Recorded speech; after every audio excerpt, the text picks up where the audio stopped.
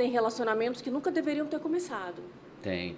Até porque falta comunicação afetiva e aberta. As pessoas não sabem fazer isso. Falta comprometimento. Só que existe um ponto antes, que é o que a gente não vai atrás nunca. É o que a gente precisa fazer, é o que a gente está fazendo nas redes sociais hoje, né, depois de tanto ver as pessoas sofrendo. São mais de 3 mil mensagens por dia de pessoas se ferrando em relação à sexualidade e relacionamento. Por quê? Porque o ponto está antes. Porque, cara, casou errado, não soube escolher, separou, não deu certo, tudo isso está aí. Todo mundo está vendo o tempo todo, né, em nossa volta. É famoso, separa. É rico, separa. É milionário, separa. É bonito, separa. É pobre, separa. Entendeu? Não tem essa. Por quê? A gente vive na raça. A gente não tem referências de educação relacional nem sexual. Ninguém fala disso. Entende? Se fala de sonho de casar, de ser uma noiva. Se fala que tem que casar, tem que sair de casa, tem que casar. Mas ninguém fala de como que é a dificuldade para casar. Né? O que precisa para ter uma relação? Essa conversa tem que ser aberta? Eu vou contar. Aqui pode falar abertamente. Pode. Beleza. Deve. Falou que pode. Então, ontem eu recebi uma caixinha e que a mulher falou, olha, tô 2 anos casada e descobri que meu marido gosta de um vibrador bem grande no ânus. São 2 anos casada. Outro dia eu estava conversando com uma paciente e ela falou, meu marido sempre foi viciado em pornografia, nunca falou, ele não sai do computador. E a gente está 7 anos sem transar. Nossa. 7 anos sem transar. Cara, quando eu olho para isso eu falo, falta o quê? Comunicação aberta lá no começo, falta comunicação afetiva, as pessoas vão para a relação, nem se conhecem, não se dão o direito de falar, olha, por exemplo, quando eu fui casar com a Adele, eu falei, eu gosto disso, não quero ter mais filho, eu já tenho um filho, a gente é o segundo relacionamento. Acordos, naquele momento. Faz sentido para você? Pô, era isso que eu queria também, não quero. Porque se ela quisesse filho, ia chegar um momento lá na frente Sim. que a gente ia A desconectar. incompatibilidade aparece. Ia desconectar, não tem como. Eu vejo isso todo dia também. Eu pego casais assim, pô, mas eu não sabia, eu achei que você fosse mudar. Não, tá claro para mim que eu não quero ter filho. Então, ter esses acordos, essas mudanças com o tempo também, essas variações, é importante, mas eu acredito que para a educação sexual, para relacionamento, a gente tem que ir na fonte, com os que estão começando. E os que já estão casados? Novos acordos. Porque eu já não sou mais o Jal, que eu tinha 18 anos, 20 anos, eu estou com 46 anos. Meus desejos, meus prazeres, minhas sensações são bem diferentes das que eu tinha com 18 anos. Então, assim, para a gente melhorar a sociedade, as pessoas, ou melhorar como indivíduo, a gente precisa ir lá atrás.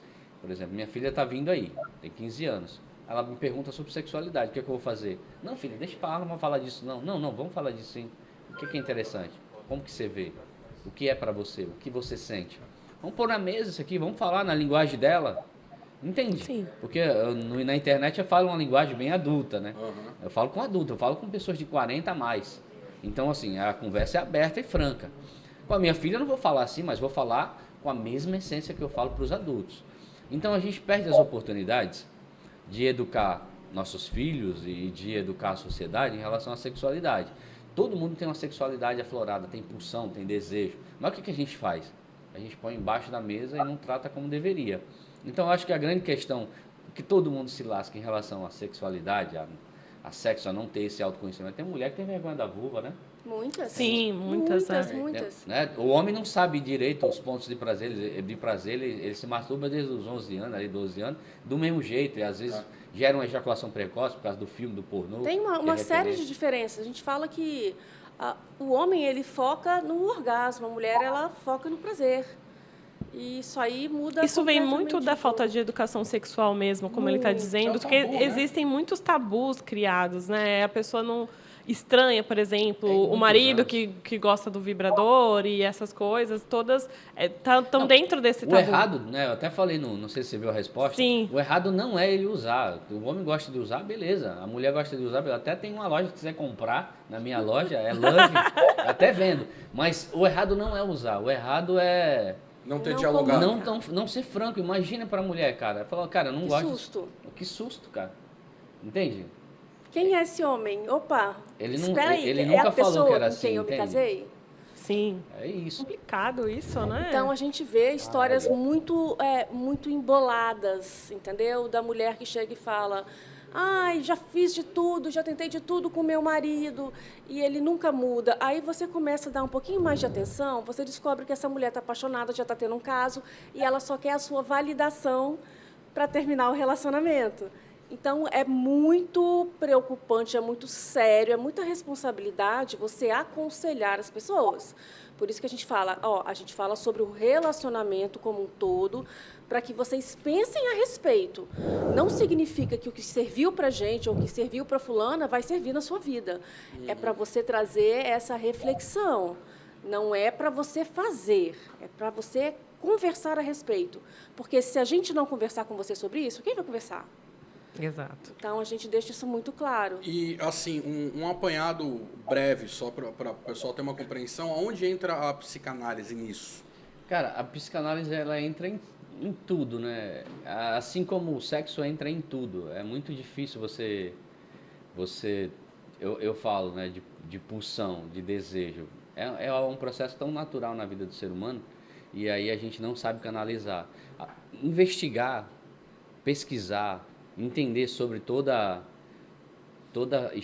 histórico relacional, sexual e todo histórico familiar faz com que a gente ache medos, bloqueios, travas, situações que faz com que a pessoa não consiga ver o melhor, viver o melhor da sua relação, porque muitos vêm já de questões hereditárias. É o que vocês falaram, às vezes é 20 anos de casamento, o problema tá acontecendo, por exemplo, não tem mais sexo, mas não tá, ele não começou ali. Foi criado Ele lá atrás. veio lá até antes do casamento. Por exemplo. Às vezes vem da família. Eu pego histórias assim que o cara, ele carrega medo e carrega situações de falas do pai e da mãe, e aí O cara ele tem uma transfere. disfunção erétil, às vezes. Não se sabe por quê.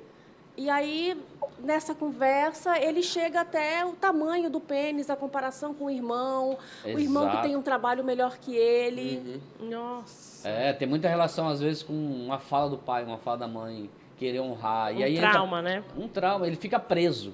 Não é nenhum trauma, ele fica... Sabe quando parece que o cara fica preso ali? Eu falei, mas, cara...